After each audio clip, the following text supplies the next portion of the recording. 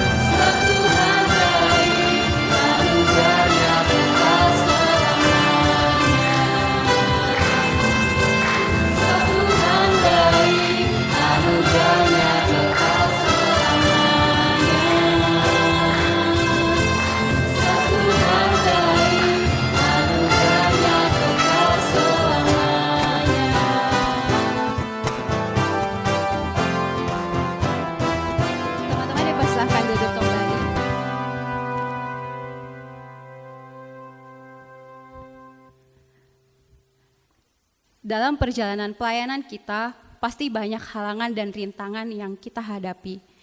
Sebagai mahasiswa, mungkin prioritas kita adalah berkuliah.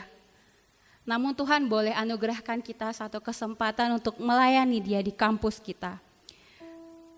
Mungkin kita tidak mengalami seperti apa yang Rasul Paulus alami, di penjara, disesah, dilempari batu, terkatung-katung di tengah laut, dan lain sebagainya. Mungkin kita hanya ditolak, dihindari, atau mungkin di PHP-in gitu, dengan jemaat, AKK, ataupun sesama pengurus.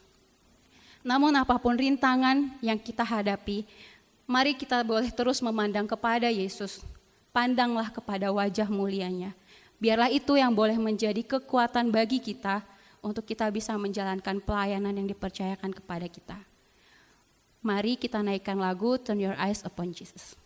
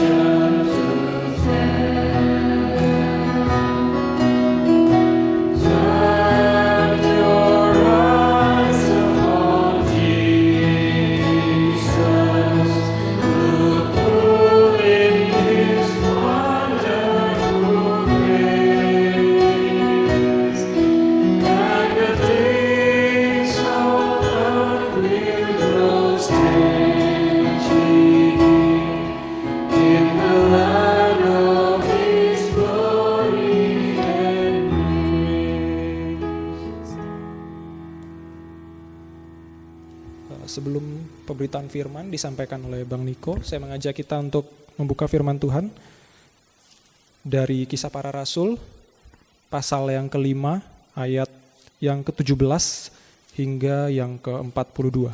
Kisah Para Rasul 5, ayat 17 hingga yang ke-42. Saya akan membacakan untuk kita dari terjemahan baru edisi kedua. Lalu mulailah imam besar dan pengikut-pengikutnya, yaitu orang-orang dari aliran Saduki, bertindak sebab mereka sangat iri hati. Mereka menangkap rasul-rasul itu lalu menjebloskan mereka ke dalam penjara umum. Namun pada malam hari, seorang malaikat Tuhan membuka pintu-pintu penjara itu dan membawa mereka keluar. Katanya, pergilah, berdirilah di bait Allah dan beritakanlah seluruh firman tentang hidup baru ini kepada orang banyak. Setelah mendengar pesan itu, menjelang pagi masuklah mereka ke dalam bait Allah lalu mulai mengajar di situ. Sementara itu imam besar dan pengikut-pengikutnya menyuruh mahkamah agama berkumpul, yaitu seluruh majelis tua-tua bangsa Israel. Dan mereka menyuruh mengambil rasul-rasul itu dari penjara. Namun ketika pejabat-pejabat itu datang ke penjara, mereka tidak menemukan rasul-rasul itu di situ. Lalu mereka kembali dan memberitahukan, katanya, Kami mendapati penjara terkunci rapat dan semua pengawal ada di tempatnya di depan pintu. Tetapi setelah kami membukanya, tidak seorang pun kami temukan di dalamnya. Ketika kepala pengawal bait Allah dan imam-imam kepala mendengar laporan itu, mereka bingung tentang rasul-rasul itu dan bertanya-tanya apa yang terjadi. Namun datanglah seorang mendapatkan mereka dengan kabar, "Lihat, orang-orang yang telah kamu jebloskan ke dalam penjara ada di bait Allah dan mereka mengajar orang banyak." Kemudian pergilah kepala pengawal serta orang-orangnya ke bait Allah, lalu mengambil rasul-rasul itu, tetapi tidak dengan kekerasan karena mereka takut kalau-kalau orang banyak melempari mereka dengan batu. Mereka membawa rasul-rasul itu dan menghadapkan mereka kepada mahkamah agama. Lalu imam besar mulai menanyai mereka. Katanya, "Dengan keras kami melarang kamu mengajar dalam nama itu. Ternyata kamu telah memenuhi Yerusalem dengan ajaranmu dan kamu hendak menanggungkan darah orang itu kepada kami." Petrus dan rasul-rasul itu menjawab, "Kita harus lebih taat kepada Allah daripada kepada manusia. Allah nenek moyang kita telah membangkitkan Yesus yang kamu bunuh dengan menggantungkan dia pada kayu salib. Dialah yang telah ditinggikan oleh Allah dengan tangan kanannya menjadi perintis dan juru selamat, supaya Israel dapat bertobat dan menerima pengampunan dosa. Kamilah saksi dari peristiwa-peristiwa itu. Kami dan Roh Kudus yang dikaruniakan Allah kepada semua orang yang menaati dia." Mendengar perkataan itu sangatlah tertusuk hati mereka dan mereka bermaksud membunuh rasul-rasul itu. Namun, seorang Farisi dalam mahkamah agama itu yang bernama Gamaliel, seorang pengajar hukum Taurat yang sangat dihormati seluruh orang banyak, berdiri dan meminta supaya orang-orang disuruh keluar sebentar. Sesudah itu, ia berkata kepada sidang itu, "Hai orang-orang Israel, pertimbangkanlah baik-baik apa yang hendak kamu perbuat terhadap orang-orang ini. Sebab dahulu telah muncul si Teudas yang mengaku dirinya sebagai orang yang istimewa dan ia mempunyai kira-kira 400 orang pengikut. Namun ia dibunuh dan tercerai-berailah seluruh pengikutnya dan lenyap. Sesudah dia, pada waktu sensus penduduk, muncullah Yudas, orang Galilea. Ia menyeret banyak orang dalam pemberontakannya, tetapi ia juga tewas dan tercerai-berailah seluruh pengikutnya. Karena itu, aku berkata kepadamu, jangan mengambil tindakan apapun terhadap orang-orang ini. Biarkanlah mereka, sebab jika maksud dan perbuatan mereka berasal dari manusia, tentu akan lenyap. Tetapi kalau berasal dari Allah, kamu tidak akan dapat melenyapkan orang-orang ini. Bahkan mungkin ternyata kamu justru melawan Allah." Nasihat itu diterima. Mereka memanggil rasul-rasul itu, lalu mencambuk mereka dan melarang mereka mengajar dalam nama Yesus. Sesudah itu mereka dilepaskan. Rasul-rasul itu meninggalkan sidang mahkamah agama dengan sukacita, karena mereka telah dianggap layak menderita penghinaan oleh karena nama Yesus.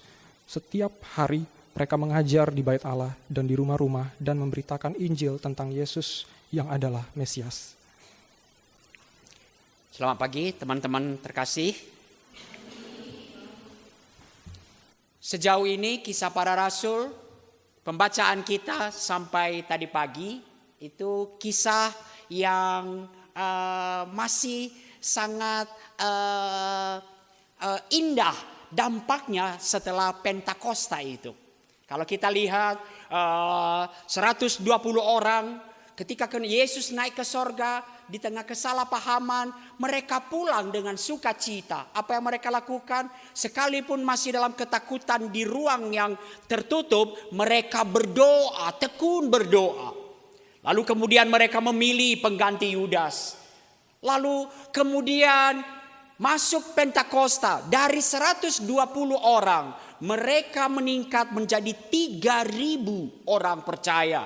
Dan 3.000 orang percaya itulah yang kita baca tadi pagi. Mereka bertekun di dalam pengajaran rasul-rasul, bertekun di dalam firman Tuhan. Mereka bertekun untuk bertemu, beribadah, berdoa kepada Tuhan. Mereka bertekun dalam persekutuan, saling membagi, saling melayani, saling membagi hidup. Dan mereka bertekun untuk menjadi saksi, memuliakan Allah. Dan ditutup dengan mereka disukai banyak orang. Dan tiap-tiap hari Tuhan menambahkan jumlah mereka. Berarti lebih dari 3.000 dong. Sampai nanti kalau dicatat, kalau Kisah Para Rasul itu mencatat 5.000, langsung kemudian udah habis kali ininya, hitung-hitungannya. Kemudian sudah tidak dituliskan lagi, semakin bertambah, dan bahkan ada satu nanti saat masa seluruh Asia Kecil telah mendengarkan firman Tuhan. Tetapi apa yang indah itu, kemajuan Injil itu, apakah kemudian terus berjalan dengan jalan mudah? Dan itu yang akan kita lihat pada hari ini. Sebelumnya mari kita berdoa. Kiranya pemberitaan firman Tuhan, pengajaran dari Kisah Para Rasul hari ini menolong kami untuk melihat realita dari misi kami memberitakan Injil Kerajaan Allah. Sejak dari kejatuhan manusia di dalam dosa, Allah telah menaruh permusuhan antara keturunan ular dan keturunan Allah. Dan itulah yang membuat pelayanan kami, pemberitaan Injil, misi dalam kerajaan Allah tidak pernah akan sepi dari tantangan. Ajar kami untuk menyadari hal itu. Dan tolong kami ya Tuhan, tantangan, kesulitan, bahkan ancaman dan penderitaan tidak akan pernah membelenggu pemberitaan Injil. Terima kasih ya Tuhan, berfirmanlah bagi kami sekali lagi. Teguhkan kami, kiranya firman Tuhan hari ini memberikan satu cara pandang baru kepada kami. Bagaimana melihat tantangan dalam pelayanan kami. Firman Tuhan pada hari ini bahkan menegur kami akan keengganan kami, akan begitu banyak dalih kami ketika kami melihat tantangan-tantangan yang ada. Berfirmanlah, teguhkanlah kami. Dalam nama Yesus kami berdoa. Amin. Oke teman-teman, teks yang kita baca tadi menunjukkan kepada kita tantangan di dalam pelayanan. Tetapi sesungguhnya kalau kita lihat, teks yang kita baca tadi sebenarnya merupakan satu pengulangan dari apa yang sudah disampaikan oleh Lukas. Lukas mencatat seperti yang saya katakan tadi, setelah masa-masa indah seperti kemajuan Injil itu tanpa tantangan, maka kita lanjutkan tadi Kisah 3, kemudian justru ketika Petrus melakukan satu menyembuhkan seorang lumpuh yang telah berumur 40 tahun. Dan sebagaimana apa yang dulu dialami Yesus, Tuhan Yesus, justru ketika melakukan hal yang baik, maka mulai muncul perlawanan. Ini sesuatu yang aneh. Ketika dilakukan sesuatu yang baik, muncul suatu perlawanan. Lalu muncul pertanyaan, atas kuasa apa kalian melakukan hal itu? Maka teman-teman, Lukas sudah mulai mencatat tantangan yang dihadapi oleh para saksi, utusan Allah dalam memberitakan Injil Kerajaan Allah sejak pasal 4. Kalau kita lihat Petrus di pasal 4, Petrus dan Yohanes ditangkap setelah menyembuhkan yang lumpuh 40 tahun. Dan banyak orang mulai mengikuti, mulai percaya kepada Petrus, kepada pemberitaan Petrus. Maka Petrus dan Yohanes ditangkap, lalu ditahan semalaman, lalu disidang di hadapan mahkamah agama. Dan akhirnya memang dilepas, tetapi diancam serta dilarang keras untuk tidak pernah lagi berbicara dalam nama Yesus Kristus. Itu kita bisa lihat di dalam Kisah 4 ayat 1 sampai 22. Lalu kisah selanjutnya kemudian melekat dengan tantangan. Setelah tantangan dari luar, tantangan penganiayaan, muncul tantangan dari dalam. Itu yang kita akan lihat di dalam Kisah 5 ayat 1 sampai 11. Tantangan dari dalam jemaat, dosa dan kemunafikan dari dalam yang berpura-pura mau mendapatkan satu kredit bahwa dia bermurah hati. Padahal sebenarnya dia tidak memberikan semua apa yang sudah dia declare sebagai dia akan bagikan kepada seluruh jemaat. Nah teman-teman, Petrus melihat hal itu sebagai tantangan, sebagai perlawanan iblis. Kalau kita lihat ketika hardikannya kepada Ananias, dia berkata, "Mengapa hatimu dikuasai iblis sehingga engkau mendustai Roh Kudus? Engkau bukan mendustai manusia, tetapi mendustai Allah." Tantangan berlanjut dan kembali penganiayaan dari luar. Penganiayaan berlanjut, itulah yang kita baca tadi. Setelah kembali Petrus menunjukkan satu tanda, hanya oleh bayang-bayang badannya orang sembuh. Tapi ironi, hal yang baik yang dilakukan itu justru kembali menunjukkan perlawanan. Orang-orang imam besar dan pengikut-pengikutnya orang Saduki yang tidak percaya akan kebangkitan menangkap rasul-rasul. Lalu menjebloskan mereka ke dalam penjara. Kenapa? Dicatat di ayat 17. Karena mereka sangat iri hati. Maka pertanyaan yang akan kita pikirkan pada hari ini di dalam perenungan kita, apakah tantangan yang hebat itu menghentikan misi para utusan Allah? Dan mungkin secara manusia kita akan berkata, paling tidak kemajuan Injil akan lambat. Tapi tidak, saudaraku, utusan-utusan Allah, para rasul itu terus berjuang. Dan itu tema kita, bagaimana mereka berjuang, perjuangan di dalam tantangan. Dan kita akan lihat, saya rangkum dulu kisah 5 ini. Teman-teman, kita lihat satu hal yang susah kita bayangkan. Kalau kita catat, perlawanan itu ditunjukkan pertama kali imam besar dan para pengikut-pengikutnya menangkap para rasul dan menjebloskan ke dalam penjara karena mereka sangat iri hati. Dan malam itu betul mereka mengalami pertolongan Tuhan. Malaikat Tuhan melepaskan mereka dengan membuka pintu-pintu penjara.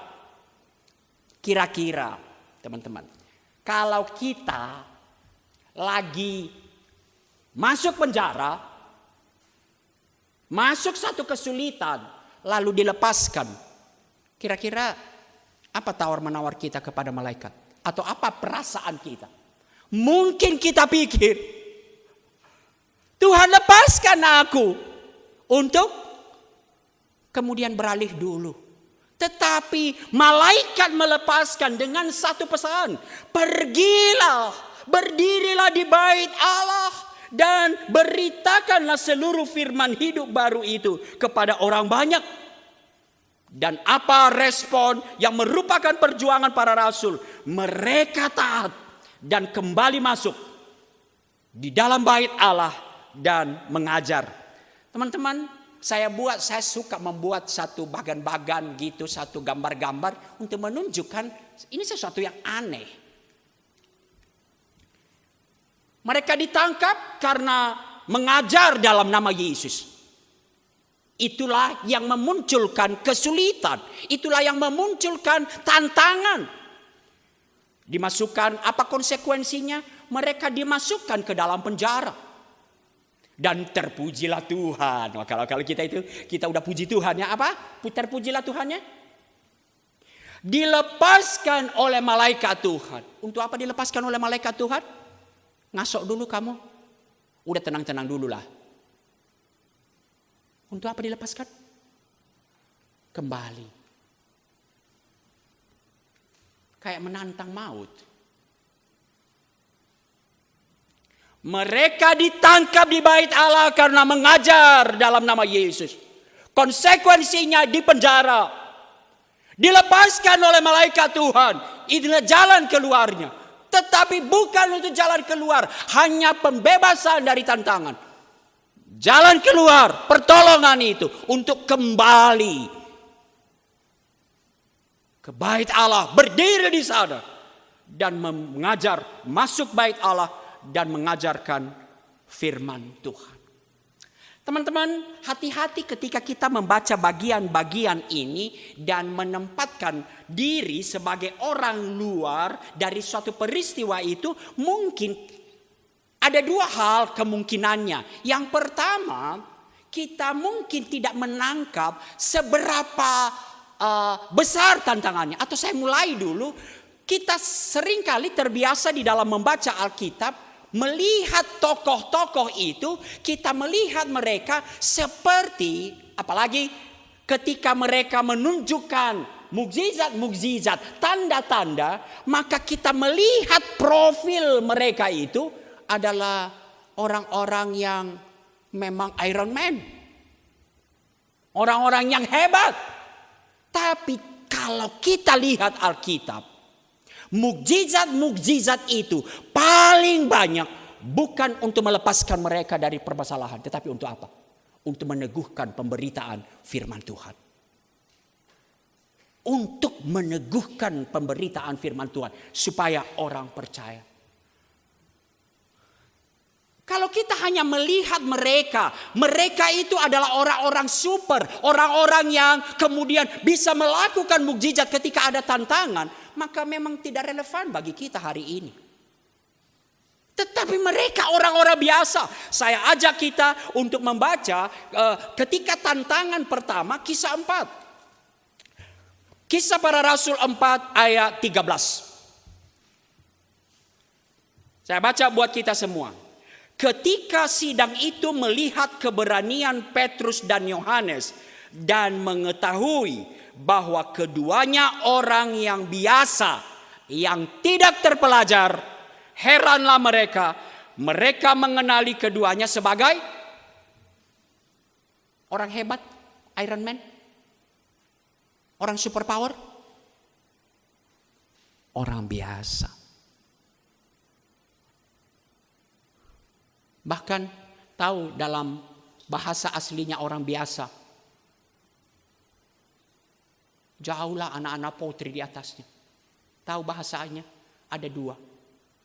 Di Kisah 4 dikatakan agramatoi, berarti mereka tidak agramer, tidak berpendidikan, dan kemudian idiotes. Dari situlah idiot. Orang-orang biasa, orang-orang yang sangat biasa. Teman-teman, kalau kita susah akan memahami ketika melakukan pendekatan Alkitab, tokoh-tokoh yang seperti sangat superpower. Mereka adalah orang-orang biasa. Saya mau tanyakan ke teman-teman, apakah ketika mereka nanti dicambuk gak sakit? Terkaing-kaing dia. Ketika Petrus dicambuk, Paulus nanti di Efesus dicambuk, apakah dia tidak rasakan? Dia rasakan pingsan, bahkan dianggap sudah mati. Kenapa? Kebiasaan pada waktu itu kalau orang mati diseret keluar kota, dianggap sudah mati.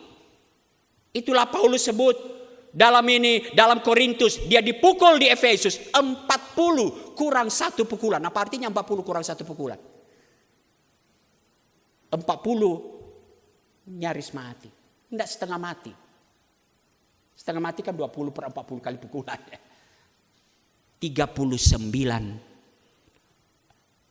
40 dianggap bisa mati orang kalau dicambuk 40. Dan Paulus dicambuk 40 kurang 1 pukulan. Apakah ketika mereka di penjara adalah sesuatu yang nyaman? Mereka tidak merasa kemudian, aduh gak nyaman? Ya pasti. Maka mungkin baik untuk menempatkan diri pada posisi rasul itu. Bahwa apa yang mereka alami sebagai orang-orang biasa adalah tantangan yang juga menciutkan nyali. Yang juga akan mereka berteriak. Itulah yang mereka alami. Kalau kita memahami apa yang mereka alami, di dalam keadaan mereka, Tuhan bisa melakukan mukjizat banyak hal kepada mereka. Kita tidak akan pernah menangkap apa arti tantangan dan mungkin gak berelasi bagi kita. Dan dengan menempatkan diri pada posisi rasul itu, apa yang mereka alami. Walaupun susah, tadi Neoni ngomong, mungkin kita gak akan pernah dipenjara gara-gara potri. Tapi coba-cobalah bayangkan. Seenak-enaknya di penjara. Soalnya waktu saya bawa kisah 28, seorang mahasiswa ngomong begini. Enaklah penjara tahanan rumah. Enak banget kau ngomong.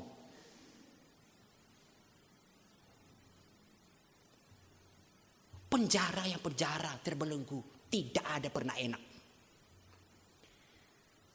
Maka ketika kita menempatkan posisi kita, membayangkan apa yang terjadi dengan para rasul, itu tidak hanya mengundang kekaguman kita kepada mereka. Mereka orang-orang biasa, bukan orang-orang yang kemudian ketika dipukul tidak sakit, ketika dianiaya, ketika dipenjara sangat nyaman. Tidak, mereka adalah orang-orang biasa seperti kita. Maka baik kemudian, apa rahasia di balik perjuangan para rasul itu? Apa yang membuat mereka bertahan? Dan saya masuk kemudian. Saya mohon izin, saya memang karena kisah 4 itu banyak menunjukkan paralel dengan kisah 5, maka akan saya terus membahasnya bersamaan dengan kisah 4. Teman-teman, apa yang terjadi? Dan mari kita lihat tampaknya, dan bukan tampaknya, para rasul betul-betul menyadari bahwa tantangan, kesulitan dan resiko penderitaan akan selalu menjadi bagian yang tidak terpisahkan dari pemberitaan Injil Kerajaan Allah. Saya harus berbicara hal ini ketika kemarin dengan gagah berani mengambil komitmen. Potri bagi Kerajaan Allah. Gimana sih potri? Potri, gini dulu ya. Itu berarti pledge loh dari hati kita ya. Potri, lalu apa? Bagi Kerajaan Allah. Kalau gini tantangannya sih 100 kali juga saya bisa lakukan. Potri bagi Kerajaan Allah. Potri bagi Kerajaan. Potri bagi Kerajaan Allah. Tapi para rasul betul-betul sadar. Tantangan, kesulitan, resiko menjadi bagian yang tidak terpisahkan dari pemberitaan Injil Kerajaan Allah. Alih-alih mengharapkan jalan mudah, saya pikir kekuatan salah satu bagaimana menghadapi tantangan adalah menyadari bahwa tantangan adalah realita yang akan terus melekat di dalam pemberitaan, dalam misi kita, pemberitaan Injil Kerajaan Allah.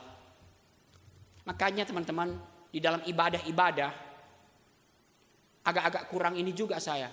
Gak apa-apa sih berdoa, tapi mari kita bertumbuh masuk doa kepada apa yang lebih esensi daripada apa doa kita setiap kali doa memulai ibadah.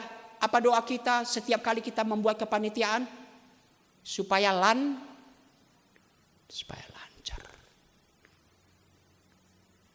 Saya tidak mengatakan doa mintalah kesulitan. Tapi mungkin akan seharusnya kita bertumbuh. Alih-alih hanya meminta pelayanan kita lancar. Tetapi ada satu keyakinan mereka. Betul, mereka menyadari tantangan, kesulitan, resiko penderitaan akan menjadi bagian yang tidak terpisahkan. Tetapi berhenti hanya di situ akan memang membawa ciut nyali kita. Tetapi para rasul menyadari betul, mempunyai satu keyakinan penuh, semua upaya menentang Injil itu adalah menentang Allah, dan semua upaya yang menentang Allah pasti berakhir sia-sia.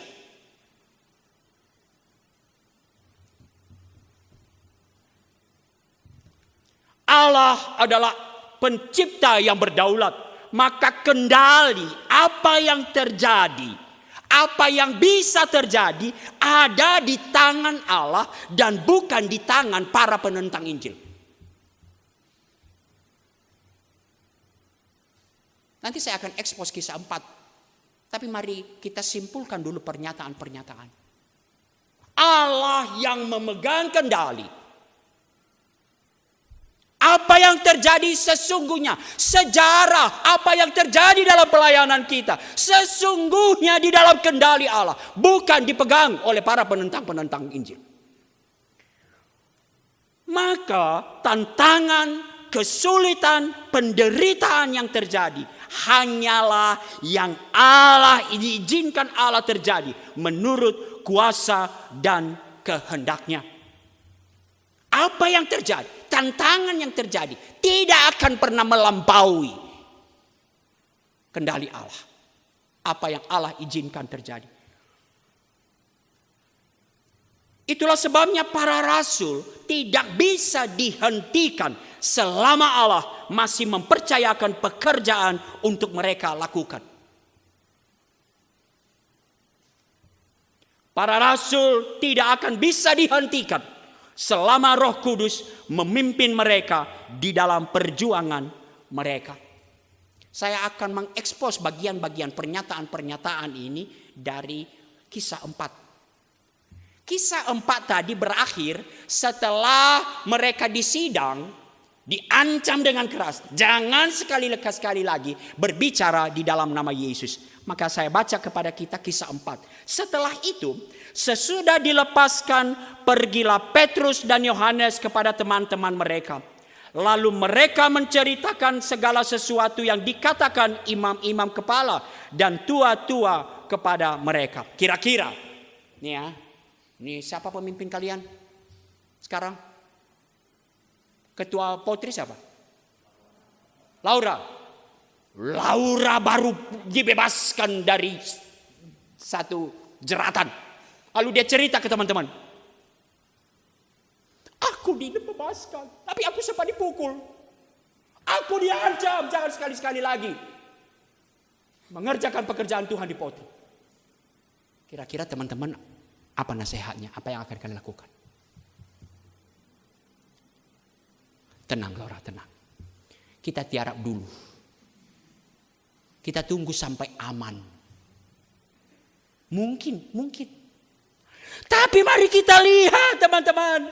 Ketika teman-teman mereka mendengar hal itu, berserulah mereka bersama-sama kepada Allah, katanya, "Ya Tuhan, Engkaulah yang menjadikan langit dan bumi, laut dan segala isinya.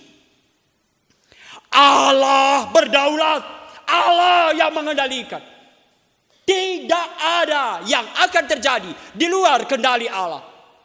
Bukan para penentang Injil yang mengendalikan pemberitaan kerajaan Allah. Allah berdaulat. Mari kita lihat kemudian apa keyakinan mereka. Oleh Roh Kudus dengan perantaraan hamba-Mu Daud Bapa kami, Engkau telah berfirman, mengapa gusar bangsa-bangsa, mengapa suku-suku bangsa merancang persekongkolan yang sia-sia. Raja-raja dunia bersiap-siap dan para pembesar berkumpul untuk melawan Tuhan dan yang diurapinya. Ketika mereka mendoakan ini, ada dua hal paling tidak apa keyakinan mereka. Apa? Yang pertama, ini bukan barang baru. Tantangan kepada Tuhan yang menolak Tuhan dan para utusan-utusannya yang diurapi Tuhan bukan hal baru. Daud Bapa kita sudah mengatakan. Makanya saya katakan tadi, pelayar, tantangan pasti akan sudah melekat. Hari ini supaya saya tidak mundur terlalu jauh. Bukankah ini bagian dari Kejadian 3 ayat 15? Ketika Tuhan menyatakan hukuman terhadap iblis, terhadap ular itu, akan ada permusuhan. Nanti teman-teman akan lihat, akan terus terjadi permusuhan 3 lapis. Yang puncaknya adalah permusuhan di kayu salib. Teman-teman, Mengapa gusar bangsa-bangsa? Mengapa suku-suku bangsa merancang persekongkolan yang sia-sia? Raja-raja dunia bersiap-siap dan para pembesar berkumpul untuk melawan Tuhan dan yang diurapinya. Hei, jangan heran. Bapak kita Daud udah menyatakannya. Sejak dulu para pembesar-pembesar berkumpul untuk melawan Tuhan dan yang diurapinya. Itu yang pertama. Tetapi yang kedua, Allah yang memegang kendali. Allah yang berdaulat. Menentang pekerjaan Tuhan, menentang Allah. Dan semua yang menentang Allah berakhir sia-sia. Mengapa suku-suku bangsa merancang persekongkolan yang sia-sia? Itu mereka kutip Daud. Dan kemudian mereka bawa dalam konteks mereka. Nah teman-teman, kalau kita masuk kepada bagian ini. Sebab sesungguhnya telah berkumpul di dalam kota ini Herodes dan Pontius Pilatus beserta bangsa-bangsa dan suku bangsa Israel melawan Yesus hamba-Mu yang kudus dan Engkau urapi. Di satu sisi, di bagian ayat 27, seolah Herodeslah yang mengendalikan segala sesuatu. Herodes dan Pontius Pilatus lah yang memimpin bangsa-bangsa, suku-suku bangsa melawan Yesus hamba-Mu yang kudus yang Engkau urapi. Mereka seolah yang mengendalikan. Tetapi ayat 28 kembali menjelaskan kepada kita.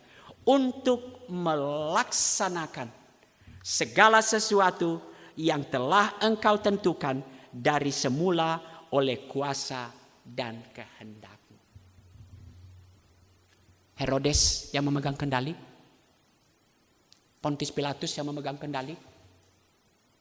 Apa yang mereka lakukan, bahkan penyaliban Yesus, tidak pernah di luar apa yang diizinkan, apa yang telah ditentukan Allah menurut kuasa dan kehendaknya. Teman-teman, daftarkan tantangan. Apa tantangan yang ada di potri? Adakah tantangan sedemikian hebatnya di luar kendali Allah?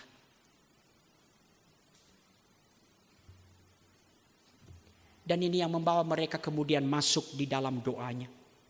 Doanya tidak berbicara tentang tantangan.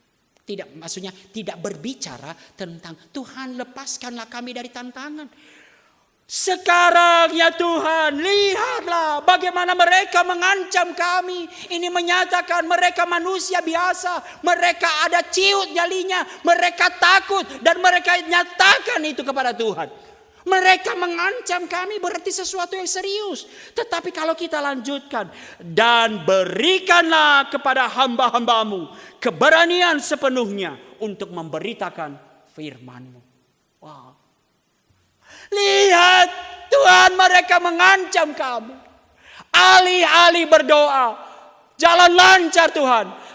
Lepaskan, buanglah tantangan itu Tuhan. Tetapi mereka berdoa. Berikanlah kepada hamba-hamba-Mu keberanian sepenuhnya untuk memberitakan firman-Mu. Ulurkan tangan-Mu untuk menyembuhkan orang. Dan adakanlah tanda-tanda dan mukjizat oleh nama Yesus hamba-Mu yang kudus. Sekali lagi, mukjizat tanda-tanda yang mereka minta. Bukan mukjizat untuk melepaskan mereka dari tantangan. Tetapi apa? Mukjizat tanda-tanda penyembuhan untuk peneguhan pemberitaan firman Tuhan yang mereka lakukan. Dan apa kemudian kekuatan mereka? Ayat 31. Ketika mereka sedang berdoa, goyanglah tempat mereka berkumpul itu.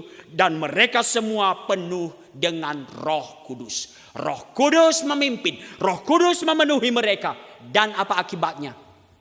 Lalu mereka memberitakan firman Allah dengan berani.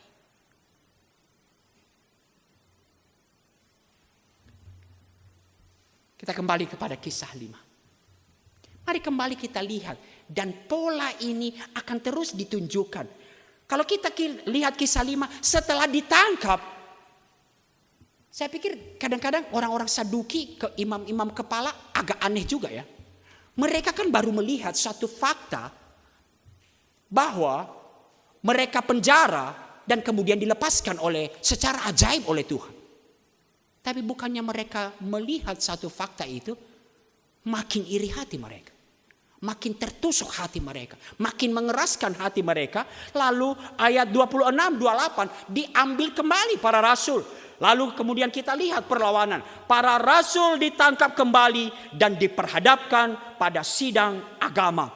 Dan kita kembali melihat respon dari para rasul, perjuangan mereka yang konsisten sejak dari ayat pasal 4. Mari kita lihat. Respon dari para rasul. Pertama, Petrus dan rasul-rasul menjawab, kita harus lebih taat kepada Allah daripada kepada manusia. Keyakinan mereka akan Allah yang memegang segala sesuatu, Allah yang mengendalikan segala sesuatu. Keyakinan mereka bahwa tidak ada perlawanan, tidak ada tantangan di luar apa yang diizinkan Allah, membawa mereka kepada satu keyakinan, satu tindakan. Kita harus lebih taat kepada Allah daripada kepada manusia. Dan itu kembali mengulangi apa yang mereka lakukan di pasal 4 ayat 19. Ketika mereka diancam untuk tidak berbicara lagi di dalam nama itu, mereka menjawab. Namun Petrus dan Yohanes menjawab mereka, silakan kamu putuskan. Silakan kamu putuskan sendiri. Manakah yang benar di hadapan Allah? Taat kepada kamu atau taat kepada Allah? Nanti Paulus di kisah 26, di dalam sidang yang menyidang dia, seharusnya pembelaan yang ditunjukkannya adalah pembelaan apa? Pembelaan lepaskan aku. Tetapi apa yang dia sampaikan? Hai Raja Agripa, terhadap visi yang dari Allah itu, tidak pernah aku tidak taat. Harus lebih taat kepada Allah. Itu respon mereka pertama. Respon kedua makin menunjukkan kepada mereka apa yang menjadi inti dari apa misi Allah. Bahkan di dalam kesulitan sekalipun, mereka tidak pernah berhenti untuk memberitakan Injil. Mereka memberitakan Injil ayat 30 dan 31. Dan pola pemberitaan Injilnya adalah pola apa yang kita tadi eksposisi di KKR. Satu tindakan apa yang dilakukan oleh orang-orang Yahudi kepada Yesus. Tetapi sekaligus tindakan Allah, menyerahkan Allah. Supaya orang-orang Yahudi itu, orang-orang yang menyalibkan Yesus itu mendapatkan anugerah. Ayat 30, Allah telah membangkitkan Yesus dari kematian yang kamu bunuh dengan menggantung dia pada kayu salib. Dan Allah meninggikan Yesus dengan tangan kanannya menjadi perintis, juru selamat. Untuk siapa? Untuk kamu, supaya Israel dapat bertobat dan menerima pengampunan dosa. Pemberitaan Injil selalu harus mengandung hal seperti itu. Membongkar dosa. Engkau telah membunuh, menyalibkan dia, menggantung dia di kayu salib. Tetapi ia disalib, ia digantung di atas kayu salib. Ia mati karena Allah telah menyerahkan dia. Allah telah membangkitkan dia untuk berita pengampunan dosa bagi manusia berdosa yang telah menyalibkan dia. Wah, ini kembali konsisten. Kalau kita lihat kisah 4 ayat 20. Kisah 4 ayat 10 sampai 12. Saya bacakan buat kita. Ketika mereka dikatakan, atas kuasa apa kalian menyembuhkan? Mereka menjawab, maka ketahuilah oleh kamu sekalian dan oleh seluruh umat Israel bahwa dalam nama Yesus Kristus, orang Nazaret yang telah kamu salibkan, tetapi telah dibangkitkan Allah dari antara orang mati. Bahwa oleh karena Yesus itulah orang ini berdiri dalam keadaan sehat sekarang ini di depan kamu. Yesus adalah batu yang dibuang oleh tukang-tukang bangunan yang kamu sendiri. Namun ia telah menjadi batu penjuru. Dan kembali berita anugerah. Tidak ada keselamatan di dalam siapapun juga selain di dalam Dia. Sebab di bawah kolong langit ini tidak ada nama lain yang diberikan kepada manusia yang olehnya kita diselamatkan. Respon pertama, satu komitmen pernyataan. Taat kepada Allah. Respon kedua, mengerjakan misinya. Bahkan di tengah-tengah yang seharusnya dibutuhkan adalah pembelaan untuk pembebasan. Tetapi mereka menggunakan kesempatan itu untuk menyatakan misinya, memberitakan Injil. Dan kemudian komitmennya terakhir, mengapa kami seperti itu? Kami adalah saksi dari semua peristiwa-peristiwa yang terjadi.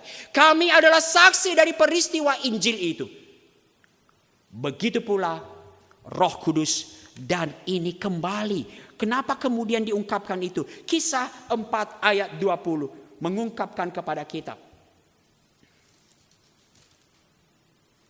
Sebab tidak mungkin bagi kami untuk tidak berbicara tentang apa yang telah kami lihat dan kami dengar.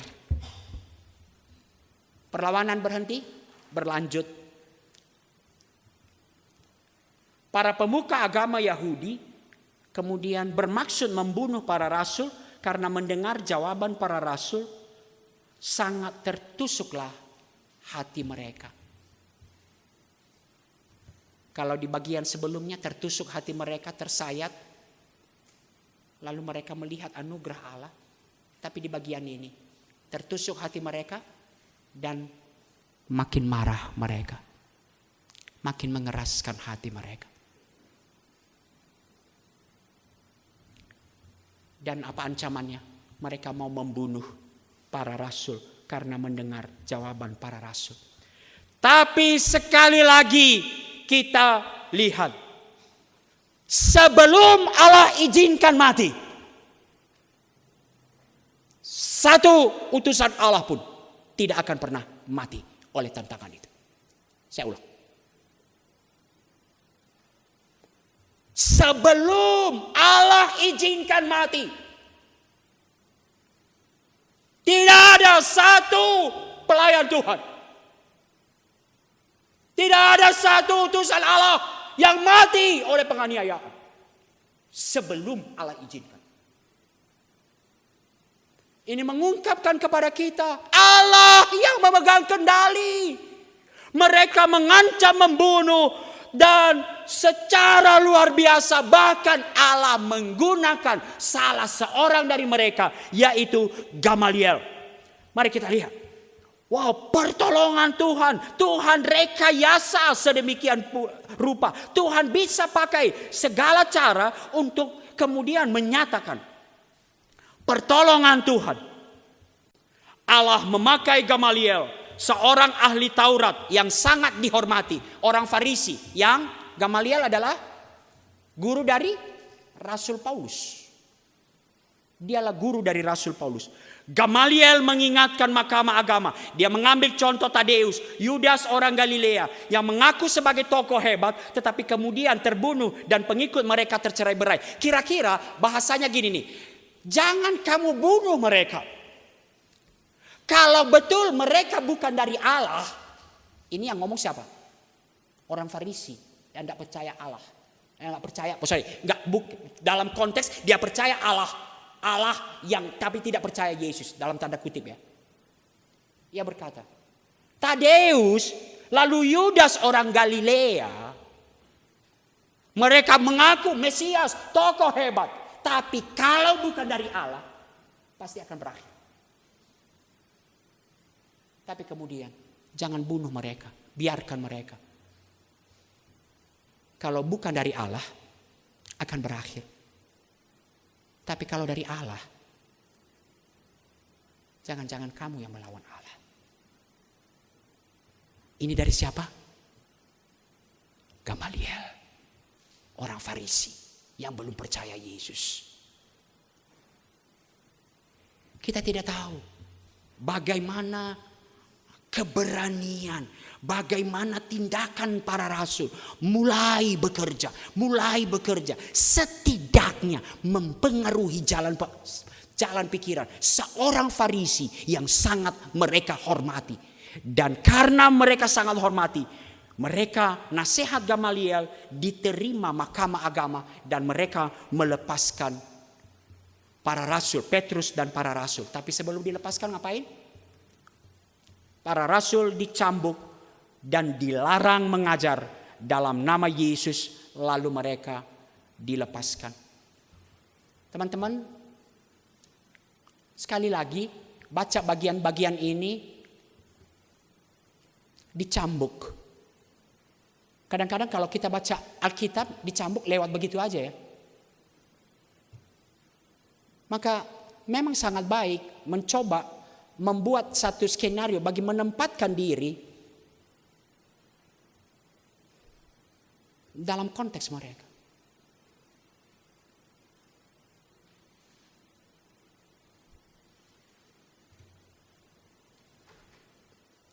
Saya pikir dalam pelayanan kita gak usah pun dicambuk. Dimaki, digugat pun kita. Diganggu urusan pribadi kita. Kita pasti gak akan nyaman.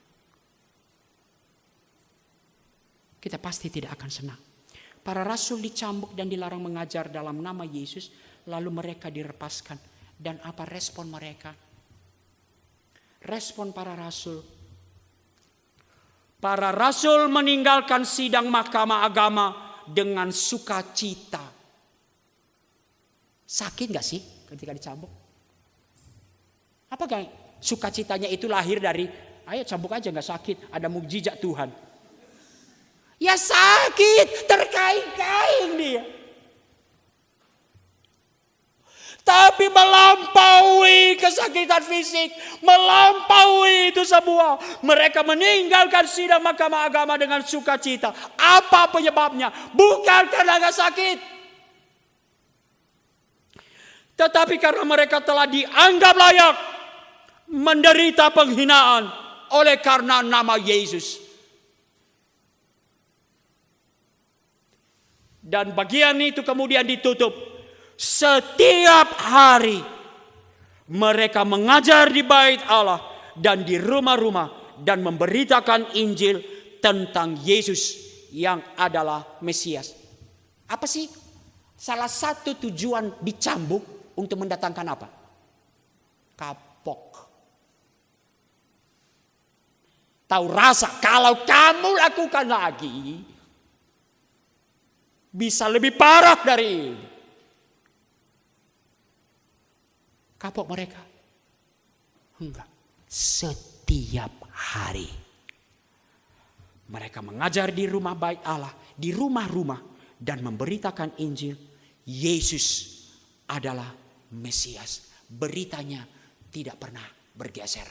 Beritanya tidak pernah dikurangi. Teman-temanku,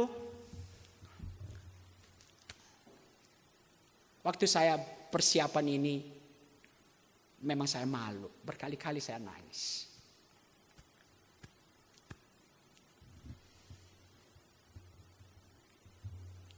Seperti saya bilang kemarin, tantangan apa sih yang sudah kita alami?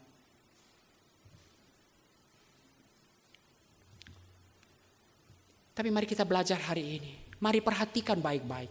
Dasar mereka sukacita bukanlah sugesti. Nanti ada Tuhan. Nanti ada mahkota yang besar yang kami terima ke depan. Bukan hanya itu. Atau karena tidak ada kesulitan dan penderitaan dalam pelayanan. Sebaliknya mereka mengalami berbagai kesulitan dan penderitaan. Bahkan diancam untuk dibunuh.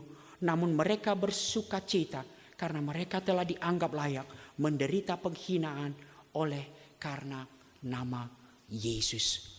Dan kemarin ketika di sesi 1 perlu deep conviction. Keyakinan yang kokoh. Allah memanggil. Allah yang menetapkan. Engkau adalah saksiku. Perlu satu keyakinan yang kokoh. Dan itu yang membuat mereka ketika kemudian akhirnya menderita karena itu. Menderita ketika mengerjakan misi menjadi saksi Kristus. Mereka telah merasa dianggap layak menderita penghinaan oleh karena nama Yesus. Izinkan saya untuk melanjutkan sampai setidaknya pada akhir dari pemberitaan Injil di Yerusalem untuk melihat satu pola kisah para rasul. Teman-teman, orang-orang seperti ini, orang-orang yang betul-betul mempunyai deep conviction, keyakinan yang kokoh. Mereka terus digerakkan oleh visi kerajaan Allah. Mereka terus menyerahkan diri, mengalami pimpinan Roh Kudus, dan mereka diberikan kekuatan yang melimpah-limpah untuk melewati berbagai tantangan yang hebat itu. Nah, apakah kemudian itu hanya sekedar musiman satu tantangan itu? Dan kita lihat, teman-teman, kisah para rasul menunjukkan kepada kita, iblis terus berupaya dan tidak pernah menghentikan usahanya untuk menghalangi dan menghancurkan pemberitaan Injil kerajaan Allah. Setelah tadi apa pertama? Penganiayaan. Nanti saya akan rangkum. Lalu kemudian tantangan berikutnya dari dalam jemaat. Lalu muncul penganiayaan yang halus. Tapi ini sebenarnya lebih licik. Setelah penganiayaan dari luar dan kebohongan di dalam jemaat, iblis menyerang gereja dengan pengalihan perhatian para rasul dari pemberitaan firman. Serangan ini tampak halus, namun ini sebenarnya yang paling licik. Gak boleh dengan kekerasan, pakai cara yang halus, cara yang seolah-olah rohani. Apa itu? Terjadi ribut antara para janda orang Yahudi dan janda orang Yunani. Terjadi kemudian katanya karena para rasul terlalu banyak pemberitaan firman Tuhan, mereka kemudian tidak sempat mengurus pembagian jatah untuk janda-janda Yahudi dan janda-janda Yunani. Tentu mungkin yang diuntungkan adalah janda-janda Yahudi. Wah, serangan kemudian mulai dialihkan. Supaya perhatian para rasul teralihkan. Saya tidak akan membahas itu. Di dalam pimpinan Roh Kudus kemudian mereka memilih para pelayan-pelayan meja yang mengurusi hal itu, yang betul-betul tidak lebih rendah. Dikatakan mereka juga adalah pelayan-pelayan Injil. Mereka pelayan-pelayan 7 orang, pelayan-pelayan meja yang syaratnya sama, dipimpin, dipenuhi oleh Roh Kudus. Dan salah satu di antaranya adalah Stefanus. Mudah-mudahan siapa tahu keluar dalam kuis-kuis, makanya saya udah mulai singgung. Stefanus. Nah ini ya. Tapi belum tentu loh keluar Stefanus. Nanti jangan apapun tokoh Stefanus. Belum tentu. Nah teman-teman, serangan berlanjut. Namun mari kita lihat. Di tengah berbagai masalah tersebut, catatan Lukas tentang gereja di Yerusalem diakhiri dengan pernyataan kunci tentang perkembangan Injil, yakni tersebarnya firman Allah dan pertumbuhan gereja. Firman Allah makin tersebar dan jumlah murid di Yerusalem makin bertambah banyak. Juga bahkan catat, lihat ya, sejumlah besar imam yang tadinya apa? Menentang Injil, mengikuti, menerima iman kepada Yesus Kristus. Ajaib. Teman-teman, saya secara manusia, dan mungkin ini yang paling banyak, kalau ada pertanggungjawaban pengurus kan, kalau lagi evaluasi, apa yang kita rendeng? Tantangan. Karena mengapa begini? Mengapa kakak pemuridan gak jalan? Apa yang kita keluarkan? Sejumlah tantangan demi tantangan. Saya tidak mengatakan itu salah. Tapi mari kita lihat. Secara pandangan manusia, bahwa apa yang terjadi, tantangan demi tantangan, baik tantangan penganiayaan, tantangan melalui di dalam jemaat terjadi mulai dosa, kebohongan, tantangan yang mengalihkan perhatian para rasul. Tapi alih-alih seharusnya tantangan itu kalau tidak menghentikan, memperlambat pemberitaan Injil, tetapi bagian itu setelah krisis pengalihan perhatian, terjadi perselisihan antara para janda-janda itu, bagian itu kemudian mencatat ayat 7, firman Allah makin tersebar dan jumlah murid di Yerusalem makin bertambah banyak, juga sejumlah besar imam menerima iman itu. Teman-teman, nanti kalau punya waktu, lanjutkan pembacaan pada Kisah Para Rasul. Inilah yang menjadi pola di sepanjang Kisah Para Rasul. Semua pernyataan kunci tentang perkembangan Injil, yakni tersebarnya firman Allah dan pertumbuhan gereja, diawali, semuanya didahului oleh tantangan pergumulan yang besar. Krisis makin hebat, perlawanan, perjuangan paling hebat. Tapi nanti berapa kali itu? 1, 2, 3, 4, 5. 5 kali dicatat. Bagaimana pernyataan kunci. Lalu Injil makin tersebar. Lalu Injil makin tersebar. Injil makin tersebar. Ini membawa kita secara manusia memang tidak mungkin berkembang. Ini pasti menimbulkan satu keheranan. Dan ini membuat kita sampai kembali kepada kesadaran. Kisah 1 ayat 8. Hanya oleh kuasa Roh Kudus kamu akan menjadi saksiku di Yerusalem, Yudea, Samaria sampai ke ujung bumi. Kalau Roh Kudus itu turun atas kamu. Fakta ini menegaskan hanya oleh pimpinan Roh Kudus para utusan Allah terus berjuang di tengah tantangan dan penderitaan. Teman-temanku, Roh Kudus yang mengorkestra, mengendalikan, membuka jalan, memelihara, menggenapkan misi kerajaan Allah. Tetapi di dalamnya oleh kuasa Roh Kudus itu, para saksi, para utusan Allah memperoleh keyakinan yang kokoh, kekuatan yang melimpah-limpah untuk tidak menyerah dan terus berjuang. Dan kiranya itu yang kita alami pada hari ini.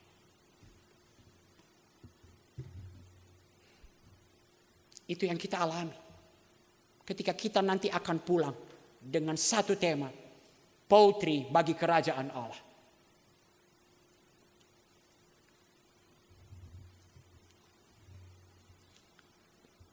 Saya masuk kepada refleksi akhir.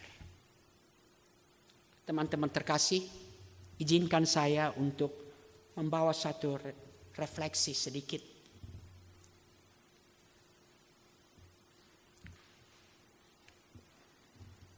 Apakah yang sering kita jadikan alasan di balik kemunduran pemuridan di kampus kita?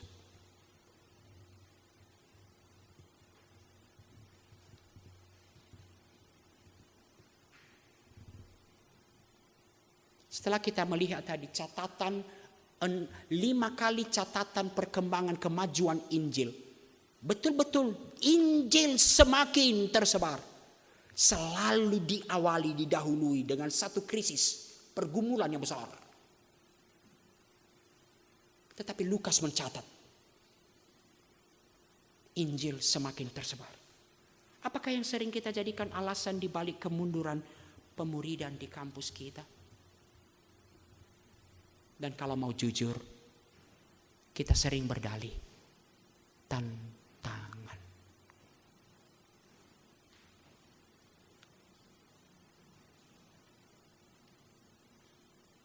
Evaluasi-evaluasi akan terus mendaftarkan berbagai tantangan yang kita hadapi. Berbagai perlawanan yang kita hadapi. Saya tidak mengatakan teman-teman bahwa tantangan itu bukan sesuatu yang real. Ya, real.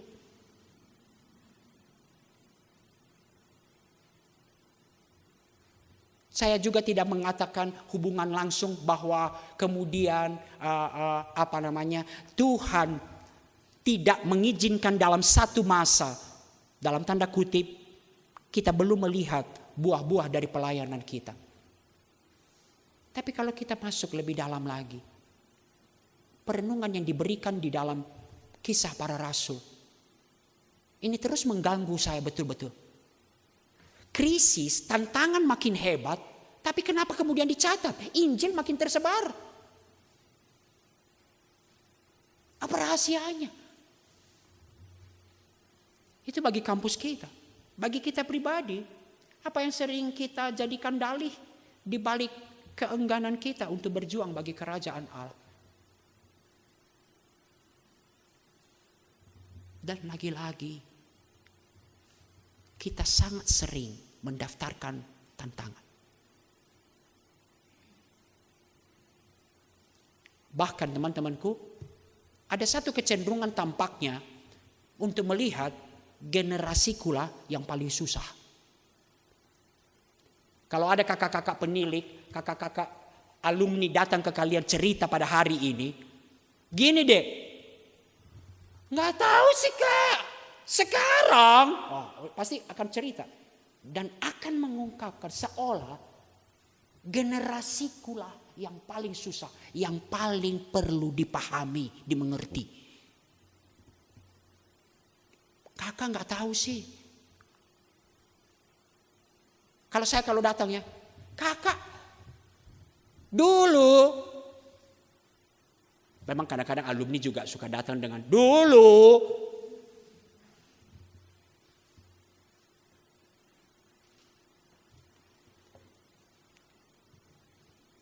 Tapi setiap generasi mempunyai tantangannya sendiri. Kemarin saya ketemu dengan adik-adik saya memimpin satu KTB mahasiswa. Mereka ngomong, enak zaman abang ya. Ya enak. Kenapa? Kan dulu nggak diatur masa kuliahnya, nggak ada bersaing lulus. Emang abang lulus berapa? 5 tahun saya bilang. Enak ya zaman abang, enak. Lalu saya bilang ke dia, tahu kami dulu cara menghubungi pembicara. Nggak usah ngomong, tahu dulu kami cara menghubungi pembicara. Sekarang kan teman-teman susah banget menghubungi pembicara ya. Apalagi kalau Bang Niko lama jawabnya ya. Tahu kami cara menghubungi pembicara dulu. Nggak ada handphone, nggak ada WA, nggak ada apa-apa. Tahu caranya apa? Di mana dia kita tahu dia sedang ada, kejar dia ke sana. Lalu kita tanya, lalu kemudian ngapain? Oke, kita kirim surat, kayak benar-benar surat kita kirim. Lalu bagaimana cara konfirmasinya? Datang ke telepon umum. Klek, masuk koin 50 rupiah. Bisa bicara dengan Bang Ruben? Oh lagi mandi. Nanti telepon lagi ya. Emang kamu tungguin? Ya balik, mundur kamu, mundur. Antri, udah ada antri. Nanti cari koin lagi. Terus setelah itu kalaupun kemudian, sekarang kan kalian hampir setiap sudut jalan ditanya, Bang udah sampai di mana bang? Bang udah sampai di mana bang? Udah lama-lama, udah di parkir ini, tenang. Udah sampai di mana bang? Kami dulu ngapain? Menghubungi bicara. Setelah itu ngapain? Pasrah sempurna. Benar-benar tunggu dia, tunggu di depan apakah dia datang atau tidak. Karena nggak ada lagi cara untuk menghubungi dia. Lalu saya tanya ke adik kelompok kecil saya, enak mana dek?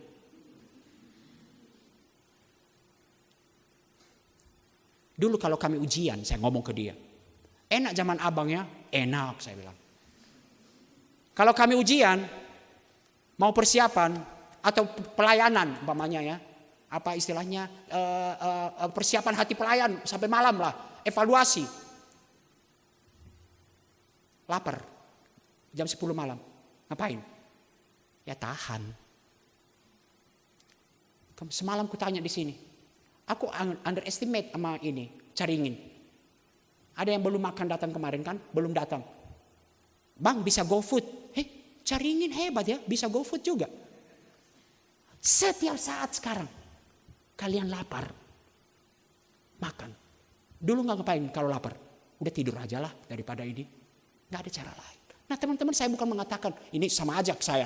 Saya bukan mengatakan generasiku paling susah. Tapi setiap generasi akan mempunyai tantangannya sendiri. Maka mari kita perenungkan ini betul-betul. Apakah yang sering kita jadikan dalih di balik keengganan kita untuk berjuang bagi kerajaan Allah. Tentang tantangan ini, teman-temanku, seorang sejarawan Yahudi yang tidak percaya Yesus tidak bisa memungkiri mengapa gereja masih eksis sampai saat ini. Di tengah tantangan yang luar biasa. Josephus menuliskan, Yesus itulah yang telah disalibkan pada masa pemerintahan Pontius Pilatus. Tetapi murid-muridnya tidak berhenti mengasihi dia. Seperti seolah tadi Petrus berkata, tidak mungkin kami berhenti menyaksikan apa yang kami lihat, apa yang kami saksikan, apa yang kami dengar. Mengapa? Mereka melaporkan bahwa Yesus yang telah mati itu telah bangkit kembali pada hari ketiga dan menampakkan diri kepada mereka. Itulah sebabnya mereka semua masih eksis sampai hari ini. Malah dalam tanda kutip, betul-betul saya pikir jauh lebih baik kondisi saya saat ini dibanding apa yang dihadapi gereja mula-mula.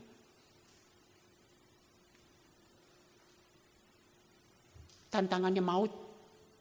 Walaupun tidak semua utusan-utusan Allah dalam Alkitab berakhir dengan maut, tidak. Enggak usah juga terlalu takut. Tertullianus dalam pembelaannya dia menulis, bunuh kami, siksa kami, hukum kami, giling kami jadi debu. Semakin kalian memberondong habis kami, semakin kami tumbuh. Benih itu adalah darah orang-orang Kristen. Maka saya tutup kemudian perenungan hari ini. Bukan tantangan yang membelenggu pemberitaan Injil Kerajaan Allah.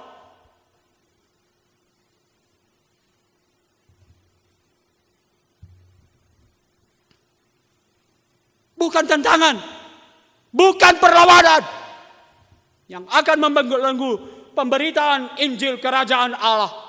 Rasul Paulus di dalam 2 Timotius 9 mengatakan, karena pemberitaan Injil inilah aku menderita.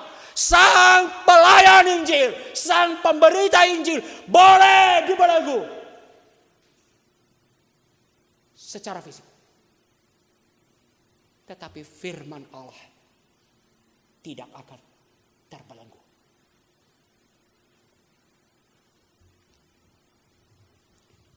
Malah dibelenggu seperti seorang penjahat.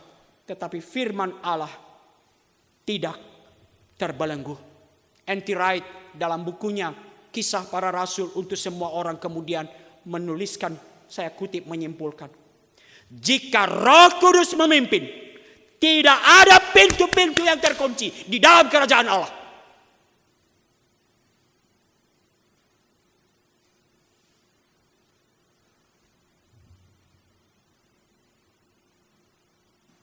Tidak ada perlawanan, tidak ada tantangan yang bisa membelenggu pemberitaan Injil.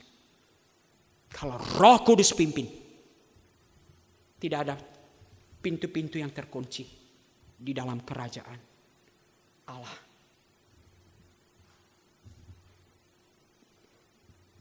Maka saya balik pertanyaannya.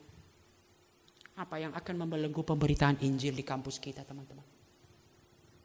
Apa yang akan menghalangi potri bagi kerajaan Allah? Tantangankah? Perlawanankah? Bukan. Tetapi ketika kita tidak pergi, ketika kita seperti kemarin hidup berkarat,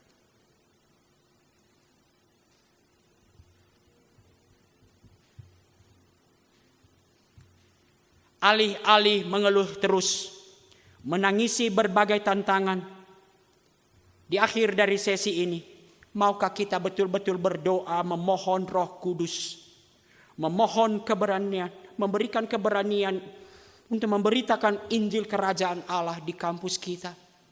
Maukah betul-betul tema ini menguasai hati kita?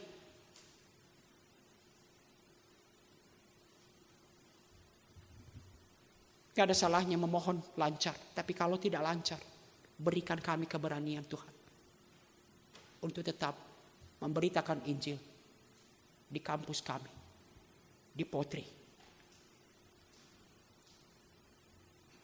Maka saya akhiri kemudian, mari kita baca ini sebagai doa kita bersama. Kita baca secara bersama, 1, 2, 3.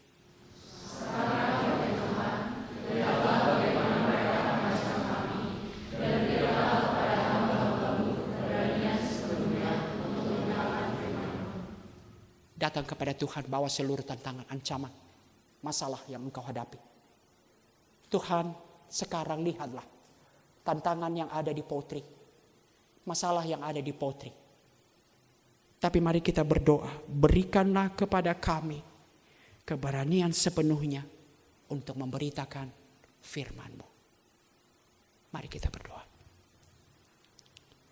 Inilah doa kami di hadapan-Mu ya Tuhan.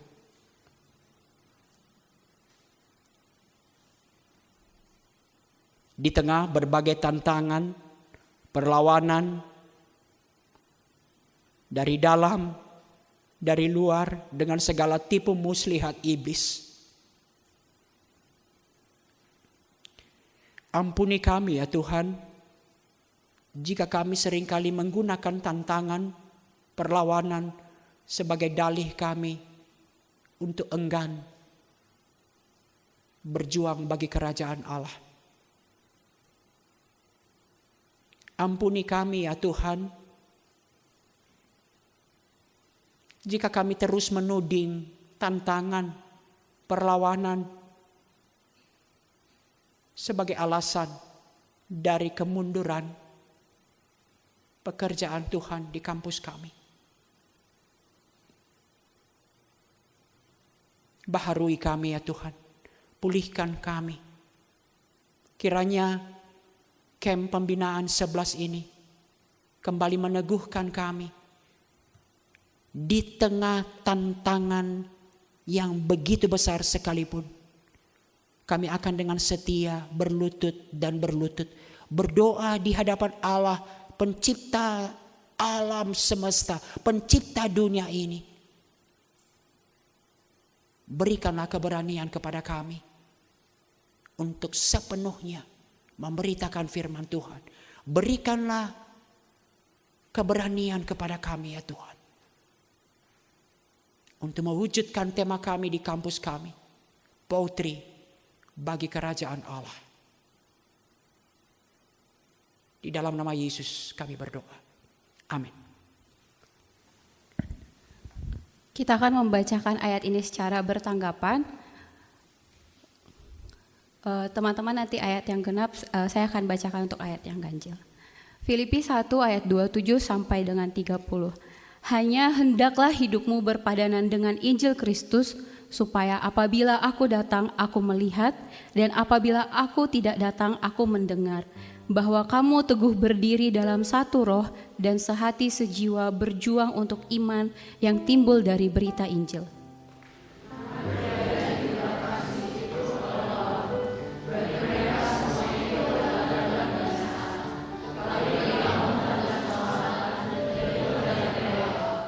Sebab kepada kamu dikaruniakan bukan saja untuk percaya kepada Kristus, melainkan juga untuk menderita untuk Dia.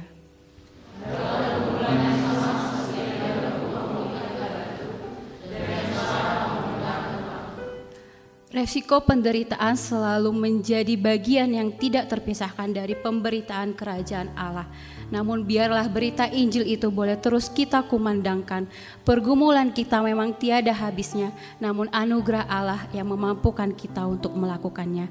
Mari kita responi firman Tuhan dengan menyanyikan lagu Hendaklah Hidupmu Sesuai Injilnya.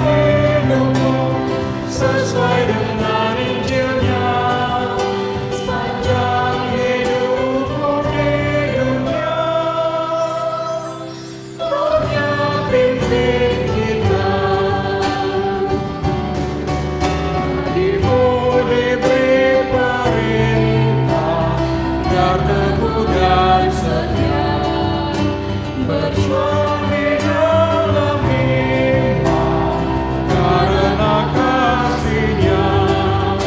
Jangan tunda layaninya selagi ada masa. Perjuangan kita tiada habisnya, hanya hendaklah hidupmu sesuai dengan Injilnya. Sepanjang hidupmu di dunia,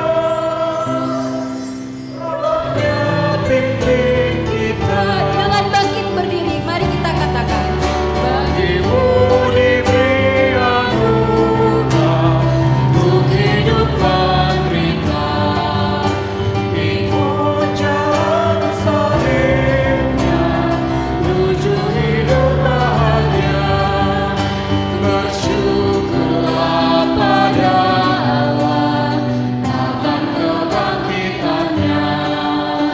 Pernikahan kita tiada artinya, hanya hendaklah hidupmu sesuai dengan Injilnya. Sepanjang hidupmu di dunia, Rohnya pimpin kita. teman-teman boleh duduk kembali.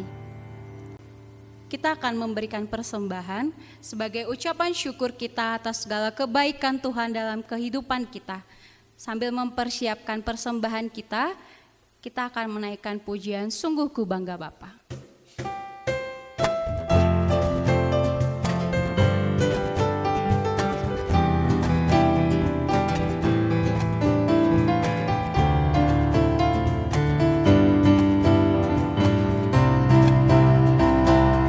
Sungguh ku bangga Bapa, punya Allah seperti Engkau.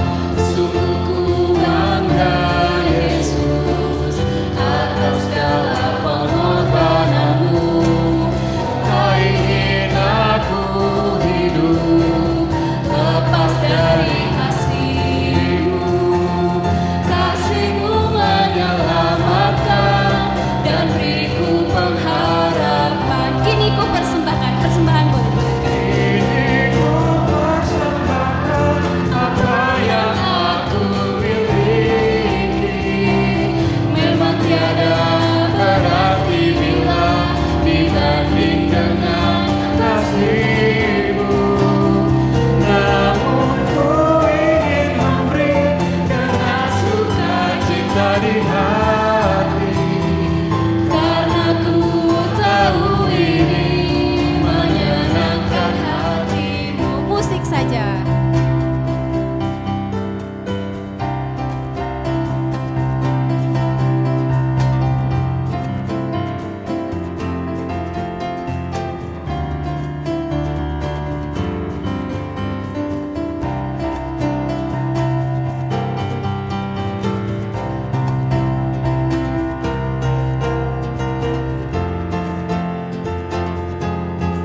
Mari dengan bangkit berdiri kita nyatakan, kini ku persembahkan apa yang ku miliki.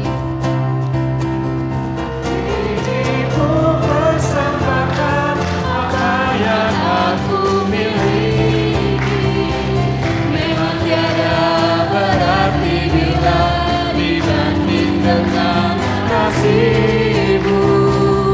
Namun ku ingin memberi dengan sukacita di hati, karena ku tahu ini menyenangkan hati. Karena ku tahu ini menyenangkan hatimu. Karena ku tahu ini menyenangkan hati-Mu. Karena ku tahu ini. Karena ku tahu ini menyenangkan hati-Mu. Kepada pendoa persembahan dipersilakan. Mari kita satu dalam doa. Ya Allah Bapa kami bersyukur atas ibadah yang boleh kami lakukan di pagi hari ini. Kami bersyukur atas setiap pujian yang boleh kami nyanyikan, atas firman yang boleh kami dengar, dan atas kesempatan kami juga boleh memberikan persembahan. Kiranya persembahan yang boleh kami berikan boleh dipakai, boleh dikelola dengan bijak untuk pekerjaan-Mu di tempat ini. Dan kami berdoa juga ya Tuhan untuk diri kami masing-masing. Kiranya dari firman yang telah diberitakan kami boleh semakin menyadari bahwa tujuan kami sebagai orang yang sudah ditebus dari dosa, yang sudah diselamatkan, bukanlah hidup yang bebas dari tantangan, hidup yang bebas dari kesulitan, bukanlah hidup yang hebat di mata orang lain, tetapi hidup yang bisa dipakai Tuhan untuk semakin membangun kerajaan-Mu di dunia ini. Hidup yang mau untuk memberitakan Injil ke setiap orang yang kami temui, setiap orang yang berada di dekat kami. Dan kami juga berdoa ya Tuhan, kiranya seperti Roh Kudus yang memberi keberanian kepada para rasul, kiranya Roh Kudus juga memberi keberanian kepada kami untuk terus menginjili di tengah kesulitan yang ada, di tengah tantangan yang ada. Karena kami percaya bahwa Tuhan yang memegang kendali di atas semua tantangan itu. Sehingga tantangan yang ada tidak akan pernah membelenggu pemberitaan Injil-Mu, pemberitaan firman-Mu. Dan kami juga ingin berdoa ya Tuhan untuk gereja-gereja yang ada di Indonesia maupun di luar negeri. Kiranya gereja-gereja-Mu boleh terus setia untuk memberitakan kebenaran firman-Mu. Kiranya gereja-Mu tidak berusaha untuk menyenangkan manusia, tetapi terus setia kepada pemberitaan Injil yang benar sesuai dengan kebenaran firman-Mu. Dan kami juga ingin berdoa ya Tuhan untuk misionaris-misionaris yang memberitakan Injil di tempat-tempat yang terpencil. Kiranya Tuhan yang boleh melindungi setiap mereka, melindungi keluarga mereka, dan juga memberikan mereka kesehatan, memberikan mereka kekuatan untuk terus menginjili di tengah ladang yang mungkin sulit. Dan kami berdoa juga ya Tuhan untuk setiap studi dan pekerjaan kami. Kiranya hal itu tidak menjadi tujuan akhir kami, tetapi hanya sebatas sarana bagi kami untuk bisa semakin memuliakan nama-Mu. Dan kami juga berdoa ya Tuhan untuk pelayanan yang kami kerjakan, baik sebagai pengurus, sebagai pelayan, sebagai PKK, sebagai hamba Tuhan. Kiranya boleh semakin Tuhan pakai untuk memuliakan nama-Mu.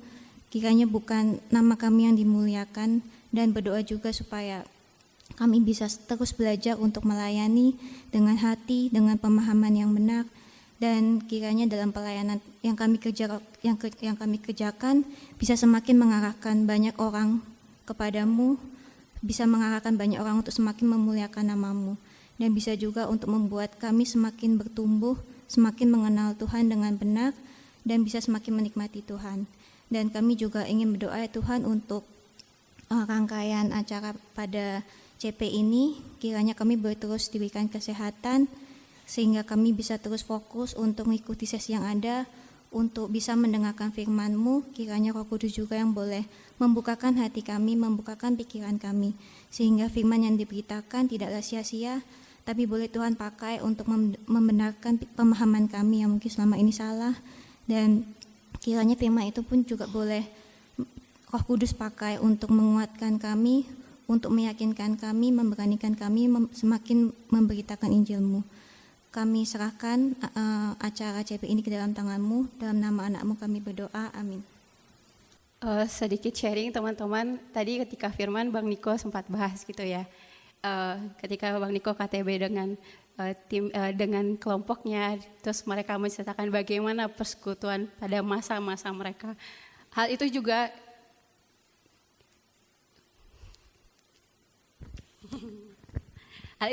tadi dibahas, maksudnya ketika saat teduh di kamar dan juga tadi malam sebelum tidur, aku dan teman sekamarku juga membahas gitu ya, kenapa ya sekarang itu Putri makin lama makin sedikit orangnya gitu. Terus kita yang udah alumni itu bisa apa gitu. Terus ketika melihat ke belakang, ketika aku ada di dalam kepengurusan itu, aku merasa zamanku ternyata enak. Aku nggak membandingkan, aku jadi ada dalam satu kesimpulan yang mengatakan, oh zamanku ternyata enak, nggak seperti zaman kakak-kakakku pendahulu, dan mungkin nggak seenak zaman adik-adikku yang sekarang gitu. Karena dulu tantangannya apa, paling lomba-lomba lebih cepat siapa yang bisa ngetek pembicara gitu ya. Karena kan kebetulan setia itu 2 kampus, ada di Grogol dan di Bekasi gitu. Biasanya yang Bekasi lebih susah dapat pembicara karena lebih jauh gitu. Tapi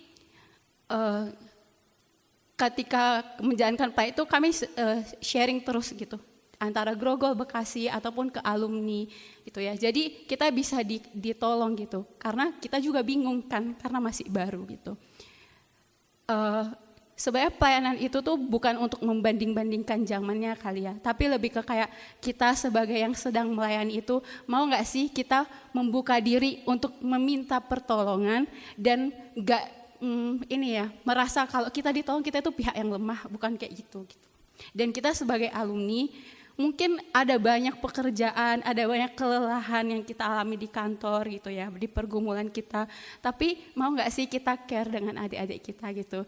Jujur Li, saya sebagai alumni udah agak jarang gitu ya ke Setia gitu. Tapi kemarin pas tahu dari Setia ada 2 orang, ada Kevin di sana, ada Maria juga. Maria di mana ya? Oh ini Maria. Aku senang gitu karena dari Setia ada ya gitu. Walau sempat pas di-sharingin gitu, di mana nih dari Setia nggak ada gitu ya. Padahal dulu Setia itu selalu banyak orangnya gitu. Dan ketika setiap Jumat gitu kalau misalnya di PDJ, di share di story gitu ya, di UKKR gitu, kok makin lama makin dikit ya adik-adiknya gitu. Banyak mungkin tantangannya gitu ya, apalagi di zaman sekarang itu firman itu bukan suatu hal yang menarik. Firman itu kalau gue lagi butuh aja gue pergi gitu.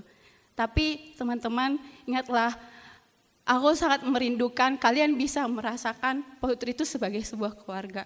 Seperti yang terus aku bilang, aku merindukan kalian bisa merasakan itu. Karena di luar sana itu terlalu kejam gitu, kalau kamu mau berjalan sendirian gitu. Bahkan tadi di Saat Teduh juga dibilang, kamu perlu komunitas yang bisa membangun, yang bisa mengingatkanmu, yang bisa menjadi penolong gitu ya untuk mengarahkanmu untuk tetap lurus gitu di tengah banyaknya bengkok-bengkok sana sini gitu ya. Nah kita nggak bisa sendiri teman-teman untuk melakukan itu karena tadi ada banyak tantangan, ada banyak kesulitan gitu. Tapi biarlah kita boleh terus bergandeng tangan. Setiap generasi itu ada tantangannya, tapi setiap generasi Tuhan mampukan untuk Injil itu boleh terus diberitakan.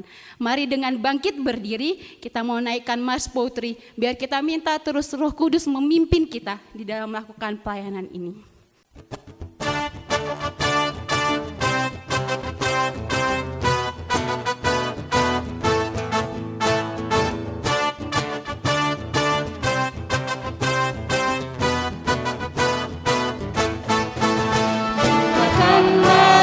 Satukan langkah bagi Trisakti ini, bergandeng tangan kita bersama demi kemuliaan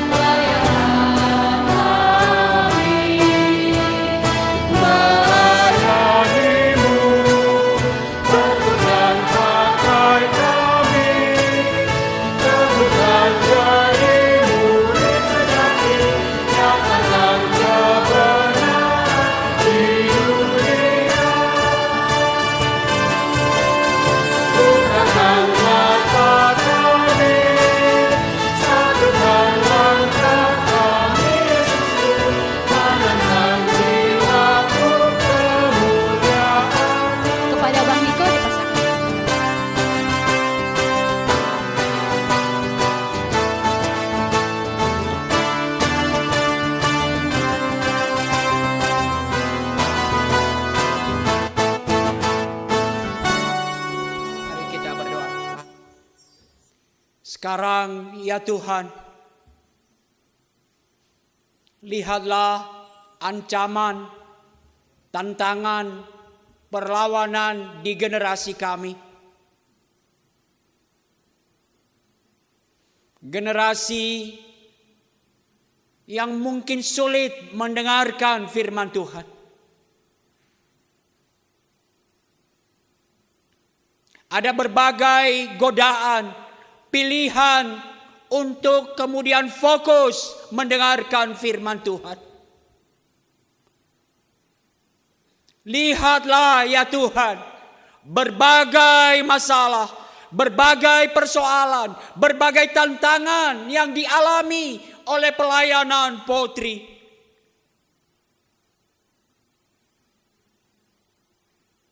Dan sekali lagi kami mohon ya Tuhan, ulurkanlah tangan-Mu menolong kami.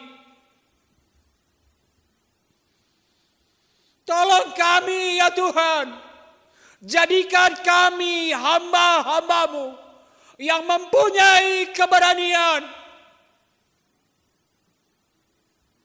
memberitakan Injil Kerajaan Allah di kampus kami di Trisakti. Ulurkanlah tangan-Mu ya Tuhan.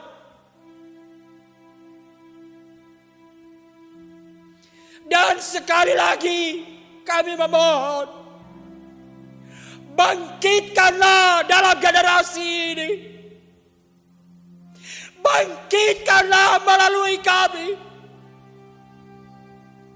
Mahasiswa Trisakti yang mencintai Tuhan.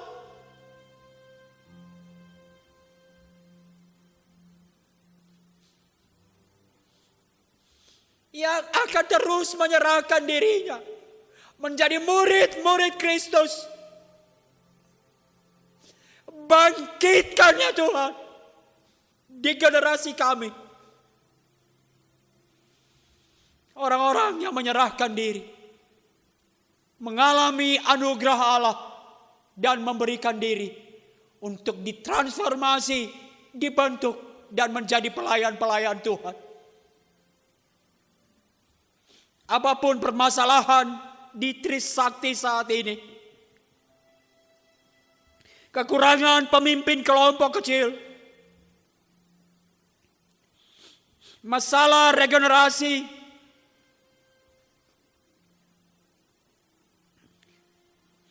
berbagai kesulitan-kesulitan yang lain. Lihatlah ya Tuhan, dan bekerjalah melalui kami. Terima kasih ya Tuhan, terima kasih. Kami berdoa dan memohon di dalam nama Yesus Kristus. Amin. Band 11